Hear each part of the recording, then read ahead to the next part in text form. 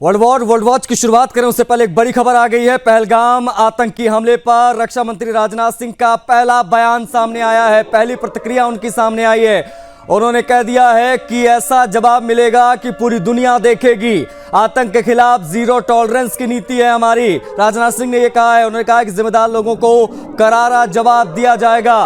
राजनाथ सिंह का यह बड़ा बयान हम आपको बता रहे हैं। जिस प्रकार से कायराना हरकत पाकिस्तान में छिपे आतंकवादियों ने की है, उसका जवाब देने की बात यहां पर राजनाथ सिंह ने कही। उन्होंने कहा कि ऐसा जवाब मिलेगा कि दुनिया देखेगी। भारत को डराया नहीं जा सकता है। साजिश करने वालों की तह तक जाएंगे।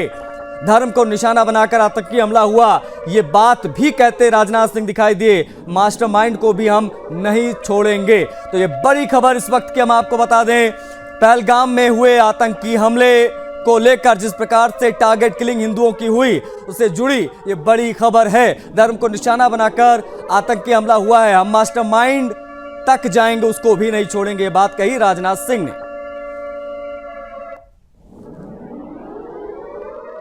किए गए कायरतापूर्ण हमले में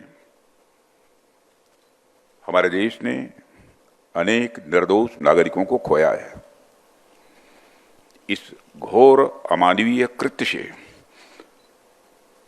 हम सभी गहरे शोक और दर्द में हैं। सबसे पहले मैं उन सभी परिवारों के प्रति अपनी गहरी संवेदना व्यक्त करता हूं जिन्होंने अपने प्रियजनों को खोया है। इस दुखद समय में दिवंगत आत्माओं की शांति के लिए मैं परमात्मा से प्रार्थना करता हूं। यहां मैं भारत के दृढ़ संकल्प को दोहराना चाहूंगा कि टेररिज्म के खिलाफ हमारी जीरो टॉलरेंस की पॉलिसी है। भारत का एक एक नागरिक इस कायरतापूर्ण हरकत के खिलाफ एकजुट है। मैं इस मंच से देशवासियों को आश्वस्त करता हूं, घटना के मद्देनजर भारत सरकार वो हर कदम उठाएगी जो जरूरी और उपयुक्त होगा। बढ़ेंगे आगे। प्रधानमंत्री मोदी ने जम्मू कश्मीर के पहलगाम में हुए भीषण आतंकी हमले के बाद सऊदी अरब का अपना दौरा बीच में ही कल छोड़ दिया और वो सुबह सुबह पहुंच गए हिंदुस्तान।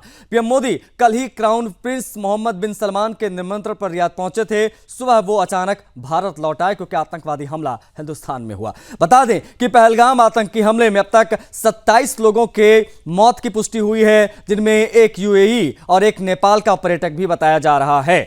यह हमला 2019 के पुलवामा अटैक के बाद सबसे बड़ा आतंकी हमला माना जा रहा है। लश्कर तैयबा ने इसकी जिम्मेदारी ली है। यह पाकिस्तानी इस्लामी आतंकवादी संगठन है।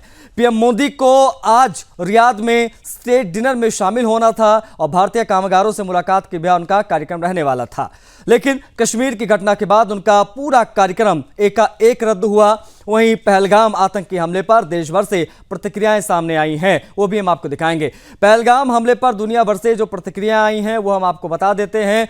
व्लादिमीर पुतिन ने क्या कहा, जो कि रूस के राष्ट्रपति हैं, वो हम आपको अब बताएंगे। देखिए, उन्होंने लिखा है कि हमले के गुनहगारों को सख्त सजा मिलनी चाहिए। व्लादिमीर पुतिन ने यह लिखा है। उन्होंने कहा है कि रूस भारत के साथ खड़ा है। साथ साथ में जेडी वेंस ने क्या कहा, जो कि अभी भारत के दौरे पर हैं, उनका बयान भी हम आपको दिखा रहे हैं। और जिस प्रकार से बेंजामिन नेतन्याहू का बयान आया वो भी हम आपको दिखा रहे हैं। आतंकवाद के खिलाफ अमेरिका भारत के साथ मजबूती से खड़ा है, ये बात भी कही गई है डोनाल्ड ट्रंप के द्वारा। दुनिया भर से जो प्रतिक्रियाएं इस आतंकवादी हमले के बाद आई हैं वो हम आपको आपके टीवी स्क्रीन पर दिखा भी रहे हैं। जेडी वेंस उपराष्ट्रपति जो अमेरिका के, उन्होंने भी कहा कि भारत के सुंदर लोगों के प्रति हमारी संवेदनाएं और प्रार्थनाएं हैं। बेंजामिन नेतन्याहू जो लगातार गाजा पर अटैक कर रहे हैं, उन्होंने भी कहा है कि हमारी संवेदनाएं और प्रार्थनाएं पीड़ितों और उनके परिवारों के साथ हैं। इजराइल आतंकवाद के खिलाफ लड़ाई में भारत के साथ है। जॉर्जिया मेलोनी से लेकर तमाम विश्व के बड़े नेताओं ने, तमाम जो वर्ल्ड पावर्स है, उन्होंने भी भारत का साथ देने की बात की। उन्होंने कहा है कि आतंकवादी हमले पर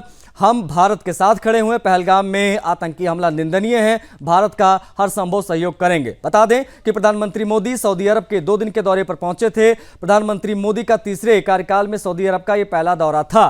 प्रधानमंत्री मोदी ने जद्दा में क्राउन प्रिंस मोहम्मद बिन सलमान से मुलाकात की थी, लेकिन पहलगाम की आतंकी घटना के बाद बीच में ही सऊदी की यात्रा को छोड़ अपने देश वापस लौटने का फैसला उन्होंने लिया। सऊदी दौरे से जब प्रधानमंत्री मोदी लौटे, उसके बाद यहाँ पर क्या गतिविधियां चल रही हैं, किस प्रकार से बैठकें होने जा रही हैं, उस आतंकवादी हमले को लेकर वो भी हम सुदर्शन न्यूज पर आपको लगातार बता रहे हैं। लेकिन पूरी दुनिया इस वक्त आतंकवाद की जब बात हुई तो भारत के साथ खड़ी है और सभी ने बाकायदा इस पर बयान देकर अपनी बात कही और कहा कि वो हिंदुस्तान के साथ खड़े हैं। फिर चाहे वो अमेरिका हो, इटली हो या तमाम बड़े सुपर पावर्स, तमाम देश, वो आज व्लादिमीर पुतिन से लेकर सभी जेडी वेंस भी ये कहते नजर आए कि हम भारत के साथ खड़े हैं इन मुश्किल वक्त। जम्मू कश्मीर के पहलगाम में हुए आतंकी हमले में 28 लोगों की मौत हो चुकी है। पर्यटकों पर हुए आतंकी हमले के बाद जांच एजेंसियों ने मोर्चा संभाल लिया है, जांच शुरू हो गई है। राष्ट्रीय राइफल्स, सीआरपीएफ और जम्मू कश्मीर पुलिस मिलकर बड़ा सर्च ऑपरेशन मौके पर चला रही हैं। यह हमला अनंतनाग जिले के बैसरन घास के मैदान में हुआ। इस हमले के बाद पीएम मोदी सऊदी यात्रा बीच में ही छोड़कर भारत आ गए। दुनिया भर के कई देशों के नेताओं ने पीड़ितों के प्रति संवेदना व्यक्त की और भारत के साथ अपनी एकजुटता दिखाई है। जम्मू कश्मीर के पहलगाम में हुए आतंकी हमले पर अमेरिका, रूस, इटली समेत दुनिया के तमाम देशों ने दुख जताया है और इस आतंकी हमले की कड़ी निंदा की है। अमेरिकी राष्ट्रपति ट्रंप ने प्रधानमंत्री मोदी को फोन किया और फोन करके पहलगाम में हुए आतंकवादी हमले के पीड़ितों के प्रति अपनी संवेदनाएं व्यक्त की हैं। ट्रंप ने हमले की निंदा की और कहा कि आतंकवाद के खिलाफ लड़ाई में अमेरिका भारत के साथ खड़ा है और हर संभव सहायता के लिए तैयार है। इटली के प्रधानमंत्री ने पहलगाम हमले की निंदा करते हुए भारत सरकार और यहाँ के लोगों के साथ एकजुटता की बात कही। मेलोनी ने पीड़ित परिवारों के प्रति संवेदनाएं जाहिर की। पहलगाम आतंकी हमले पर दुनिया भर के कई देश भारत के साथ इस वक्त खड़े हैं। इनमें ऑस्ट्रेलिया, अमेरिका, यूरोपीय union, France, Israel, Germany, Guyana, Russia, Italy, New Zealand, Turkey, Ukraine और मोल्दोवा, पनामा, टर्की, ये तमाम देश, इसमें Sri Lanka, UAE, Japan, Argentina, Chile, Iran, Thailand, Afghanistan, Nepal, Bangladesh समेत कई देश भारत के समर्थन में खड़े नजर आ रहे हैं बयानों के माध्यम से। इसके साथ ही इन देशों ने हर संभव मदद का भी आश्वासन दिया है। ऑस्ट्रेलियाई प्रधानमंत्री एंथनी अल्बनीज ने सोशल मीडिया प्लेटफॉर्म एक्स पर लिखा कि वे जम्मू कश्मीर में निर्दोष नागरिकों पर हुए आतंकी हमले में से स्तब्ध हैं। इस हिंसा का कोई औचित्य नहीं है और ऑस्ट्रेलिया इसकी निंदा करता है। डेनमार्क के प्रधानमंत्री मेटे फ्रेडरिक्सन ने कहा है कि पहलगाम में हुए आतंकी घटना बहुत भयानक है। डेनमार्क भारत के साथ खड़ा है और आतंकवाद के सभी कार्यों की हम कड़ी निंदा करते हैं। रूस के राष्ट्रपति व्लादिमीर पुतिन और इजराइल के प्रधानमंत्री बेंजामिन नेतन्याहू ने प्रधानमंत्री मोदी और राष्ट्रपति द्रौपदी मुर्मू से संपर्क कर गहरी संवेदनाएं और आतंक के खिलाफ सहयोग की प्रतिबद्धता जताई है। रूस के राष्ट्रपति व्लादिमीर पुतिन ने इस हमले को क्रूर और अमानवीय करार देते हुए कहा है कि इसका कोई मतलब नहीं बनता है। उन्होंने प्रधानमंत्री मोदी को संबोधित करते हुए आगे लिखा कि प्रिय मित्र नरेंद्र मोदी, मैं आतंकवाद के सभी रूपों और अभिव्यक्तियों से लड़ने में भारतीय साझेदारों के साथ सहयोग बढ़ाने की अपनी प्रतिबद्धता दोहराना चाहता हूं। एस्टोनिया की प्रधानमंत्री काजा गलासा ने जम्मू कश्मीर के पहलगाम में हुए जघन्य आतंकवादी हमले की निंदा की और कहा कि हमारी गहरी संवेदनाएं पीड़ितों, उनके परिवारों और भारत के लोगों के साथ हैं। यूरोपीय संघ यानी ईयू आतंकवाद के खिलाफ दृढ़ है। ब्रिटिश पीएम कीर स्टारमर ने भी कहा है कि कश्मीर में हुआ भयानक आतंकवादी हमला बेहद विनाशकारी है।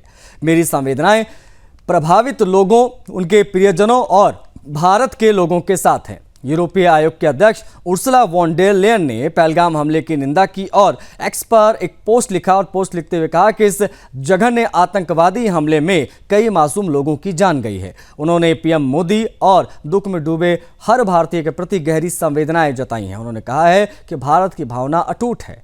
आप इस मुश्किल घड़ी में मजबूती से खड़े रहेंगे और यूरोप भी भारत के साथ खड़ा है।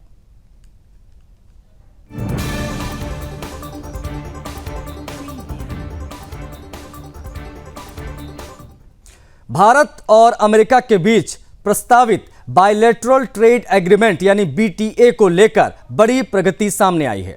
दोनों देशों ने व्यापारिक सहयोग को विस्तार देने के लिए 19 अध्याय वाले टर्म्स ऑफ रेफरेंसेस को अंतिम रूप दिया है। इसमें वस्तुओं, सेवाओं, सीमा शुल्क जैसे प्रमुख विषय शामिल हैं। भारतीय आधिकारिक प्रतिनिधिमंडल वाणिज्य विभाग में सचिव राजेश अग्रवाल के नेतृत्व में वाशिंगटन में 3 दिवसीय बातचीत शुरू करेगा। यह बातचीत दोनों देशों के बीच में आमने सामने की पहली उच्च स्तरीय बातचीत होगी। राजेश अग्रवाल हाल ही में भारत के अगले वाणिज्य सचिव नियुक्त किए गए हैं और वह 1 अक्टूबर को अपना पदभार भी ग्रहण करेंगे।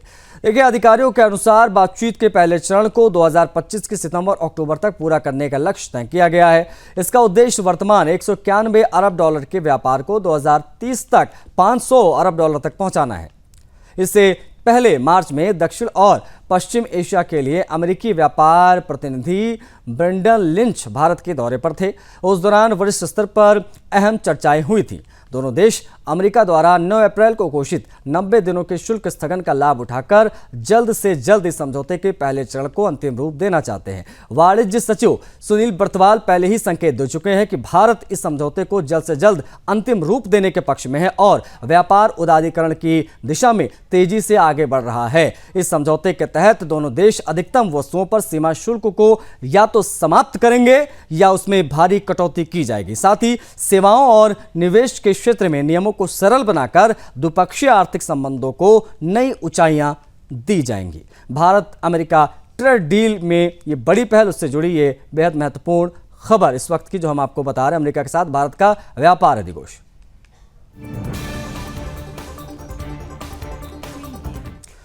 बढ़ेंगे आगे।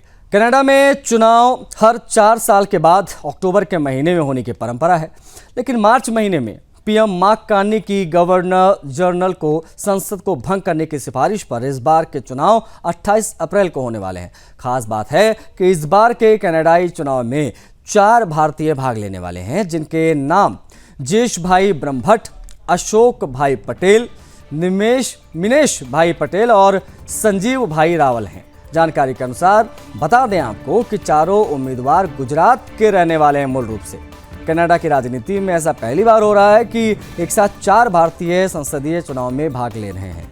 हेमंत भाई शाह गुजराती व्यवसायी जो कि पिछले 5 दशक से कनाडा में रह रहे हैं, वर्तमान कनाडाई राजनीतिक मुद्दों और उनमें भारतीयों की भूमिका के बारे में वो बताते हैं। वे कहते हैं कि पिछले कई दशकों से भारतीय गुजराती पार्टी में पीछे रहकर राजनीति में सहयोग कर रहे थे, लेकिन अब गुजराती भारतीयों की आवाज़ कनाडाई संसद तक पहुंचाने के लिए खुद सामने आने लगे हैं। उनका कहना है कि कनाडा का 80% निर्यात अमेरिका को होता है, लेकिन अमेरिका द्वारा लगाए जा रहे भारी टैरिफ से अगले 10 महीने में कनाडाई अर्थव्यवस्था गहरी मंदी में डूबने वाली है। कंपनियां छटनी कर रही हैं, प्रवासियों को लगातार काम से निकाला जा रहा है। ऐसे में भारतीयों का कनाडा राजनीति में सक्रिय होना कनाडा और भारतीय दोनों के लिए फायदेमंद होगा।